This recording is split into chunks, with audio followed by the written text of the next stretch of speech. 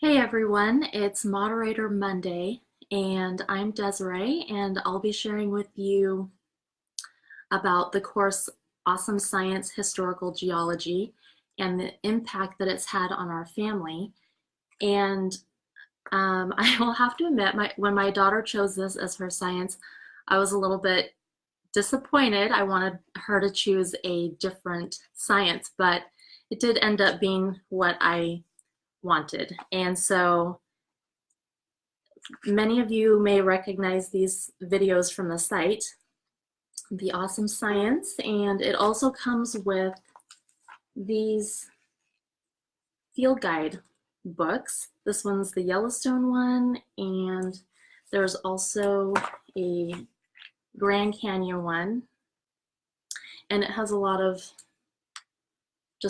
neat information inside. Here, there's also pages with pullouts, and those are in both of the books. But I wanted to share with you just a little bit of the introduction in one of these to help you get an idea of what it's like and kind of just the value that I saw in it. So it says, there are numerous books and guides written to help people understand the Grand Canyon. After all, it is a World Heritage Site and one of the 7 natural wonders of the world.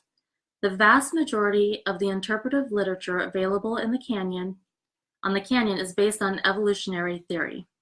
The uniqueness of this true North guide is in its perspective and was written with 3 purposes in mind: to provide an understanding of what the visitor actually sees from the major overlooks along the rim of the canyon and while driving through the park, to provide an overview of the Grand Canyon from a creationist perspective and compare it to the evolutionary interpretation, and to show that what is observed in the canyon is best explained by the creation flood interpretation. So what I found was that it was more than just rock layers, that it was actually a great introduction to creationist science, which was what I was looking for when I was switching away from our old curriculum. And I love that the master book science, it doesn't just teach you not to believe in evolution, but it teaches you the science from the biblical account and the creationist perspective. So we not only learned about the rock layers, we also learned about ecosystems, climates, and people groups like the Anasazis. And then it also gave us more of appreciation for the national parks and monuments.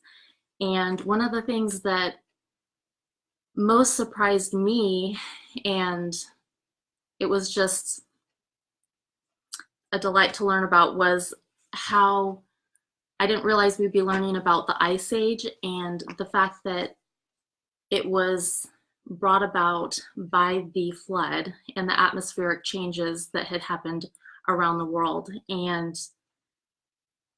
just coming from a public school background, I never really understood how the Ice Age fit into creation science. And so we just loved having that aha moment. So what I wanted to do was to share with you our favorite project from the course, and it was in the I think it's Digging Deeper, or was the section that it's called, but the project is create your own desert ecosystem by making a succulent dish garden. So I was excited about this because about 5 months prior to doing this project, my daughter was invited to a birthday party at a friend's house, and they gave us a small little succulent as a party favor. And to make a long story short, we killed the thing. We tried to give it water, we tried to give it light, and it just did not work out. And I'm talking about the historical geology course, the Awesome Science. So It was really exciting to be able to have a chance to learn about the making a succulent garden, because we were really sad that the succulent died. So what we did was, since we were short on time, we ended up inviting a friend over for the weekend, and I thought this would be a great project to do while the friend is over. So kind of mixing the school project with the friend coming over, and it would be a fun little get together. So I'm going to show you the garden we made, and this is one of them. Let's see, I'm trying to get this turned here, and I just want you to know that this looked a lot cooler in the beginning. This is about a year old, and some of the, I don't know if you can see there, some of the brown parts got, some of the plants did end up dying, but being that I'm not the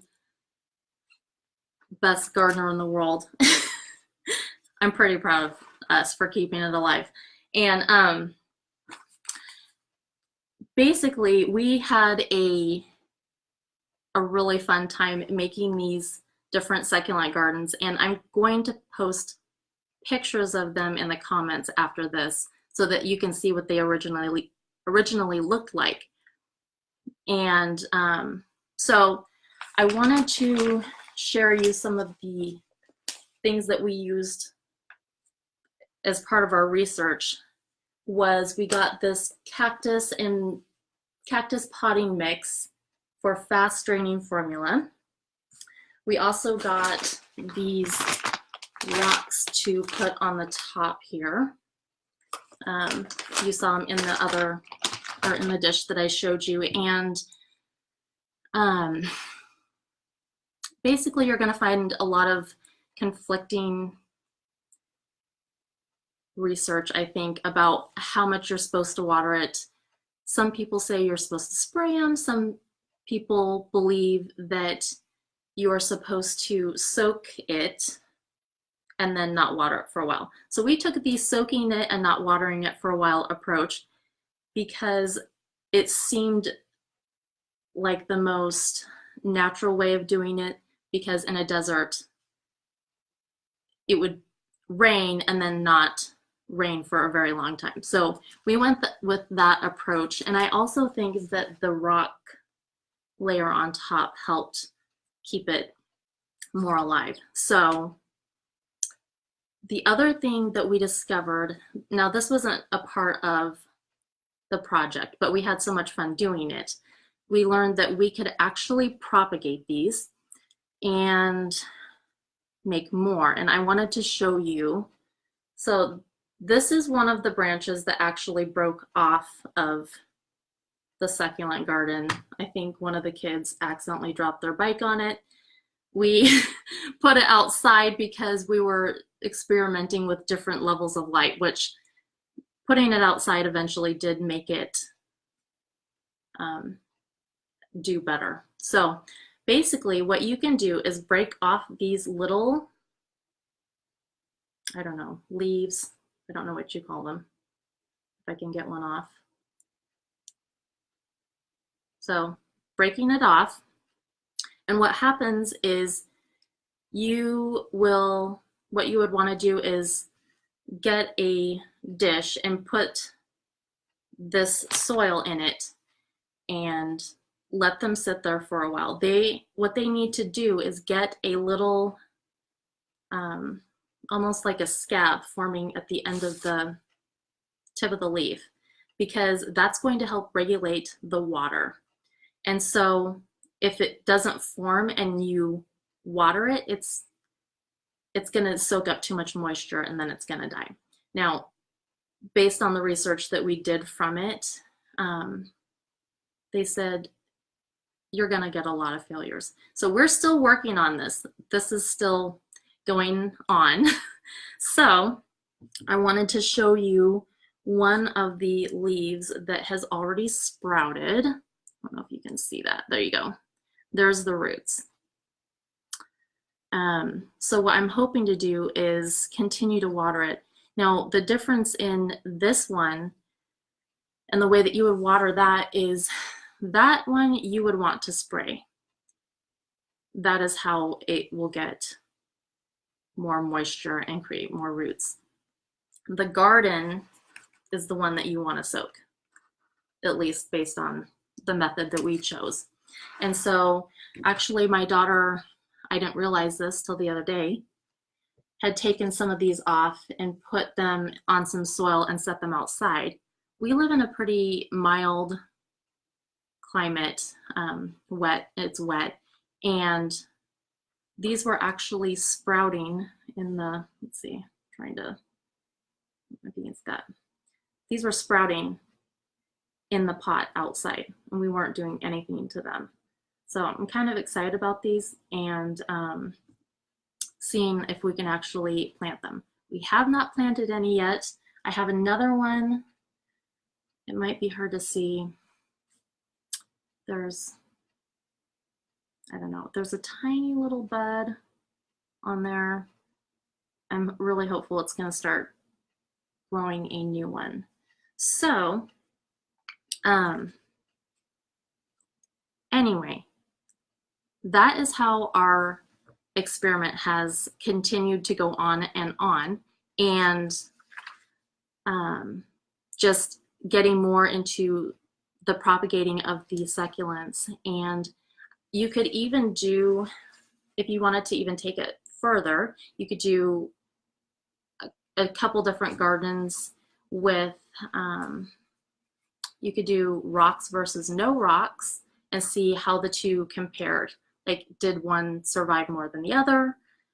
Or doing the special dirt, which I shared, versus regular dirt. And the other thing as well is that if, let's say you have boys and not a girl, some of the other experiments in there that I thought would be fun would be to do all sorts of volcano experiments, because they learn about Mount St. Helens and the effects that it had on the earth, and how scientists were able to learn a lot about the time it takes for different